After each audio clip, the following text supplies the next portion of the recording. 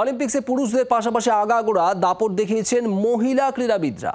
চলতি অলিম্পিক্স সহ গত দুবার মহিলা ক্রীড়াবিদরাই ভারতের জন্য প্রথম পদক এনে দিয়েছেন, যার মধ্যে উল্লেখযোগ্য নাম সাক্ষী মালিক, পিভি সিন্ধু এবং মনু ভাকের।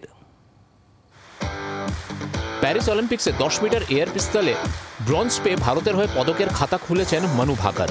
তবে শুধু এবার নয়, পরিসংখ্যান বলছে বিগত 3 বার অলিম্পিক্সে ভারতের হয়ে পদকের খাতা খুলেছেন মহিলারাই। শুধু পড়াশোনাই নয়, খেলাধুলোতেও পুরুষদের সঙ্গে কাঁধে কাঁধ মিলিয়ে এগিয়ে চলেছেন মহিলারা। 2016 সালে রিও অলিম্পিক্সে কুস্তিতে ব্রোঞ্জ জিতে ভারতের হয়ে পদকের খাতা খুলেছিলেন সাক্ষী মালিক। সেবার অলিম্পিক্সে ভারত মাত্র 2টি পদকই জিতেছিল। সাক্ষীর ব্রোঞ্জ ছাড়াও রূপো জিতেছিলেন পিভি সিন্ধু। 2020 সালে টোকিও অলিম্পিক্সেও ভারতের হয়ে পদকের খাতা খুলেছিলেন এক মহিলা ক্রীড়াবিদ। ব্যাডমিন্টনে ব্রোঞ্জ জিতেছিলেন পিভি সিন্ধু। চলতি বছরে প্যারিস অলিম্পিক্সে 10 মিটার এয়ার পিস্তল ইভেন্টে ব্রোঞ্জ জিতে দেশকে প্রথম পদকটি এনে দিয়েছেন মনু ভাকর। বলা যেতেই পারে, দেশে নারীর ক্ষমতায়ন বেড়েছে। পুরুষদের পাশাপাশি সমান তালে এগিয়ে যাচ্ছেন ভারতীয় মহিলারাও। ব্যুরো রিপোর্ট, জি 24 ঘন্টা।